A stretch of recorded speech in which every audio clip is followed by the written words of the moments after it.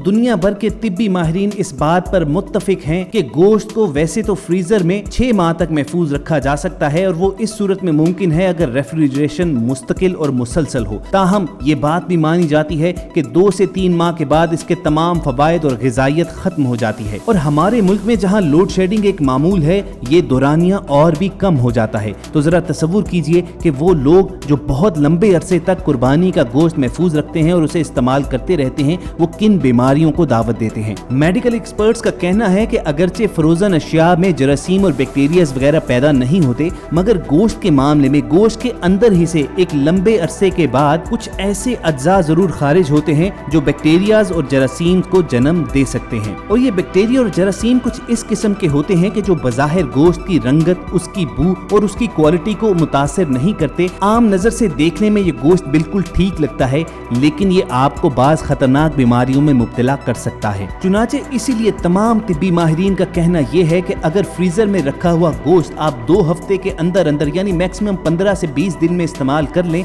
तो उससे इसी कदर फायदा होगा जिस कदर ताज़ा गोश्त से होता है।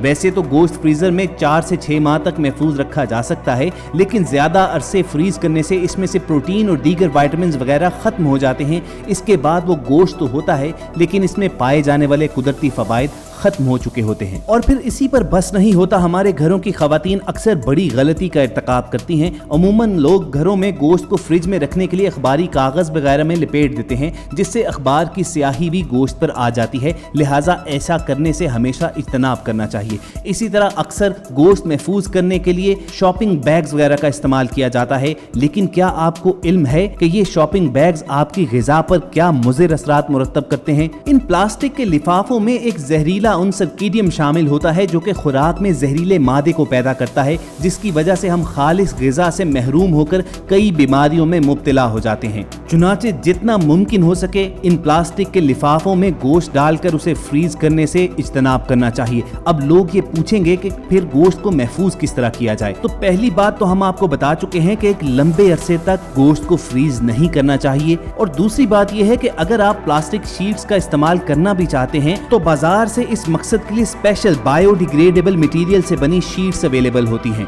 देखने में तो ये भी प्लास्टिक के शॉपर ही नजर आते हैं, लेकिन हकीकत में इनको मुख्तलिफ केमिकल रिएक्शंस की बजाय नबातात और हैवानात से हासिल किए गए अज्जा से मिलाकर बनाया जाता है। चुनाचे ये ग़िज़ा पर वो मुज़िर असरात नहीं छोड़ते हैं जो आम तौर पर प्लास्टिक के शॉपिंग बैग्स मुरतब करते हैं। और दोस्तों, हमारे यहाँ के तिब्बी माहिरीन गोश्त को 2 से 3 हफ्तों के अंदर अंदर इस्तेमाल करने की इसलिए भी एडवाइस देते हैं कि हमारे मुल्क में लोड शेडिंग एक मामूल है। चुनाचे लोड शेडिंग और बार बार फ्रीजर खोलने से गोश्त का मेयार बरकरार नहीं रहता है, इसीलिए इसे मैक्सिमम 15 से 20 दिन के अंदर अंदर इस्तेमाल कर लेना चाहिए। और अगर महसूस हो कि गोश्त पानी छोड़ रहा है या गोश्त की बू में थोड़ी सी तब्दीली आई है तो इसे फौरन ज़ाया कर देना चाहिए। इसे इस्तेमाल करने की गलती नहीं करनी चाहिए, क्योंकि ये आपके लिए जहरीला साबित हो सकता है। इसके साथ साथ माहिरीन का कहना यह है कि फ्रीजर में हमेशा गोश्त निचले खाने में रखें ताकि खाने की बाकी अशिया इसकी बू और पानी से मुतासिर न हो। अगर आपको याद हो तो माजी में हर घर में फ्रिज की सहूलत मैसर नहीं होती थी, इसके बावजूद भी लोग गोश्त को महफूज करते थे।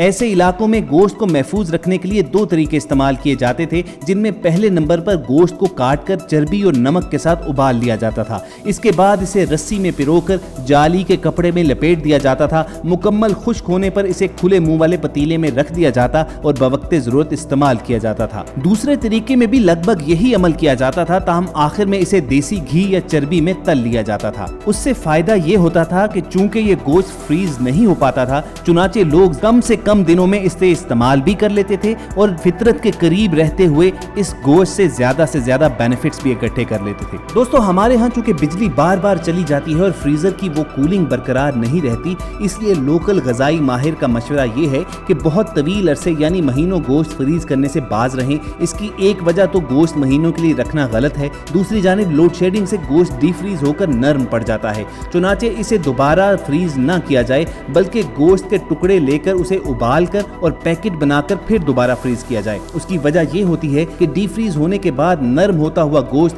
जरासीम का गढ़ बन सकता है और मुसलसल लोड शेडिंग से वो मजीद खराब हो सकता है। और दोस्तों, तिब्बी माहिरीन का मानना तो ये है कि कुर्बानी का गोश्त रखने से पहले फ्रिज या फ्रीजर को लाजमन साफ करना चाहिए। उसके लिए एक प्याले में पानी डालकर उसमें मीठा मीठा सोडा और वॉशिंग पाउडर शामिल करें और उससे फ्रिज या फ्रीजर को अच्छी तरह धो लें। उसके बाद इसे मलमल के साफ कपड़े से अच्छी तरह खुश्क करें और एक प्याले में मीठा सोडा डालकर फ्रिज में रख दें। इस तरह आपका गोश्त जरासीम से पाक और फ्रिज फ्रीजर गोश्त की बू से महफूज रहेगा। और ये भी याद रखिए कि जितना भी गोश्त महफूज करना हो उसे एक ढेर की सूरत में फ्रीज ना कीजिए, बल्कि उसे एक पाव या ज्यादा से ज्यादा आधा किलोग्राम के पैकेट्स में महफूज करना चाहिए। इसके अलावा बाज ग़िज़ाई माहिरीन की नजर में अगर आप गोश्त को देर तक ताज़ा और क्रिस्प रखना चाहते हैं तो उस पर आटे के भूसे का लेप करके उसे फ्रीज कर लें और जब भी इस्तेमाल करना हो तो इसे धो लें। ऐसा करने से गोश्त की ताजगी बढ़ जाती है। और दोस्तों, बाज लोग तो एहतियात का इस दर्जा मशवरा देते हैं कि कुर्बानी से 1-2 रोज कबल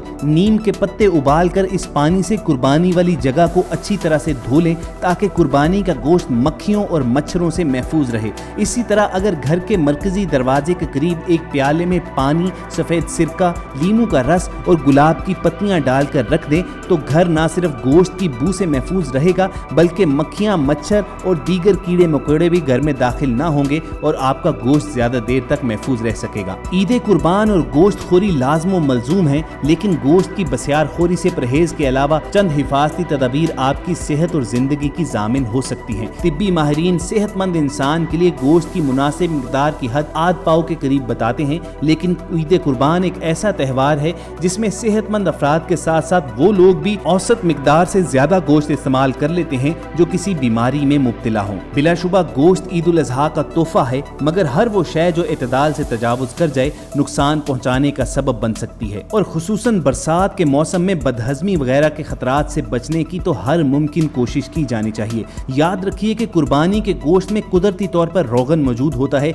लिहाजा पकाते वक्त तेल और मसालों की मिकदार कम से कम इस्तेमाल करें। इसी तरह इन डिशेज में कटा हुआ जीरा भून कर जरूर डालें, ये हाजमे में मदद देता है और गोश्त को जल्दबाजी में पकाने की बजाय अंदर से खून को मुकम्मल तौर पर निकलने दें, वरना इससे आप कई बीमारियों का शिकार हो सकते हैं। गोश्त के खराब होने की मखसूस बू के हवाले से भी एहतियात बरतें, न कि गर्म मसालों के जरिए इसकी बू खत्म करने की कोशिश करें, क्योंकि ऐसा गोश्त खाना सेहत को शदीद नुकसान पहुंचा सकता है। गोश्त चूंकि शकील और तादेर हजम होने वाली ग़िज़ा है, चुनाचे आप सबको चाहिए कि आप पानी, लीमू के रस और इस तरह की हाजमे में मददगार चीजों का ज्यादा से ज्यादा इस्तेमाल भी करें। पानी जिस्म की बैरूनी सफाई के साथ साथ जिस्म की अंदरूनी कसावतों को दूर करने में भी मावन साबित होता है।